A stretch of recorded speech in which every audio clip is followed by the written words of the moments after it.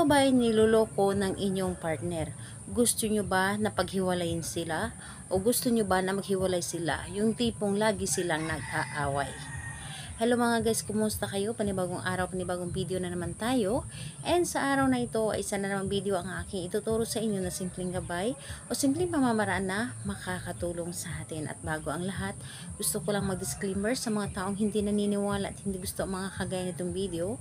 Please skip this video and maghanap kayo ng videos na gustong gusto nyo dahil ang video na ito ay para lamang ito sa mga taong naniniwala and gusto mag-try.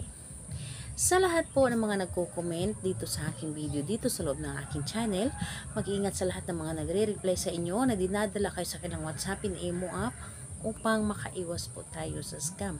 Ngayon po ituturo ko sa inyo paano sila paghiwalayin, paano sila pag-awayin, paano sila gawan ng paraan para hindi sila magkasundo.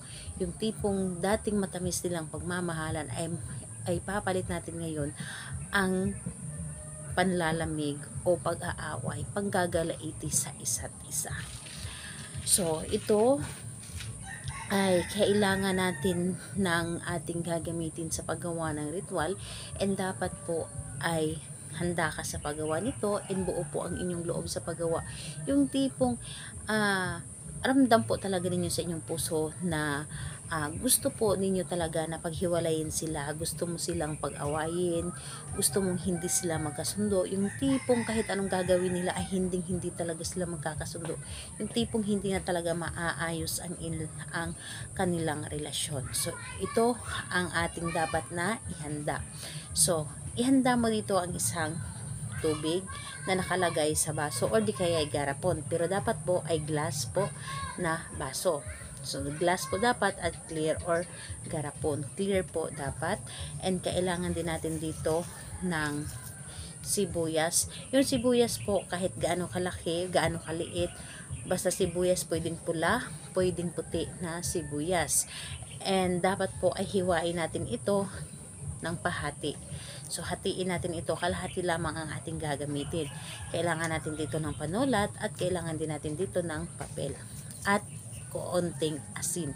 So yun po ang ating dapat na ihanda.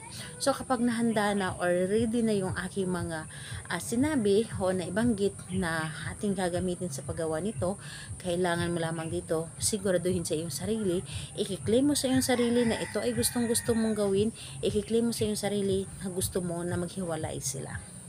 So ayun po, kapag ready ka na and handa ka na, nasa focus ka na, buo na yung loob mo sa paggawa and dapat wala ka mga iniisip na mga problema. So ayun, kapag ready ka na is pwede mo na itong umpisahan. So ang gagawin mo lamang dito, so dito sa isang papel, so ayun po, dito sa isang papel maglagay ka lamang dito ng bilog. So ilagay mo or magbilog ka dito sa isang papel. So halimbawa dito is maglagay ka ng bilog. So dito sa bilog, sa gitna ng bilog, ilagay mo dito yung pangalan at apelyido ni target, ni partner, ni ex. So ayun po, or ni ex or ng inyong partner. Ilagay mo dito yung kanyang pangalan at apelyido sa loob, and dito po sa ibaba, sa labas ng bilog, pangalan at apelyido ni third party. Dito po, pangalan at apelyido ni third party. So ayun, kapag naisulat nyo na dito yung pangalan at apelyido ni partner dito sa bilog, sa loob ng circle, dito sa baba or sa labas ng circle is pangalan ni third party. And pagkatapos nun, tupiin mo ito ng papalabas ng 3 beses. So 3 beses po napapalabas ang pagkatupi nyo po nito. And ayun, pagkatapos ninyo pong itupi, ilagay po ninyo dito sa loob ng baso. Lagyan ng asin at ilagay ang kalahati ng hiwa ng sibuyas. So hiwain nyo po ito kalahati at ilagay dito at ibulong dito lahat ng inyong nais. Halimbawa na lamang, banggitin mo dito yung pangalan at apelyido ni partner at ni third party. Sambitin mo dito, kayo ay hindi magkakasundo simula ngayon. Kayo ay laging mag-aaway, manggagalaiti kayo sa bawat isa, at hindi na kayo magkakaayos pa. Maghihiwalay kayo at hindi na kailanman magkakabati. So, kumbaga, isasabi mo dito lahat-lahat ng gusto mo para hindi na sila magkakabati at maghihiwalay na talaga sila.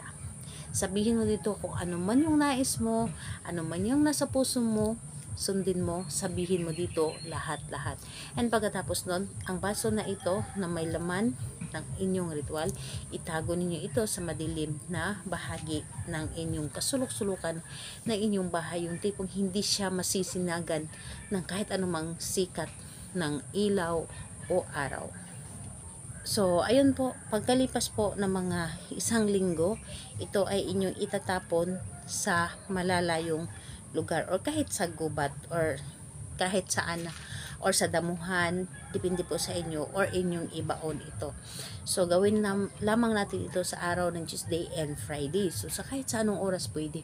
Pero mas maganda na gabi ninyo itong gawin. Humingi kayo ng tulong sa universe kapag lalo na sa gabi, dahil ito ay mas mabilis tayo mapapakinggan ng universe. So, ayun po, gawin natin ito na nagmula sa ating puso.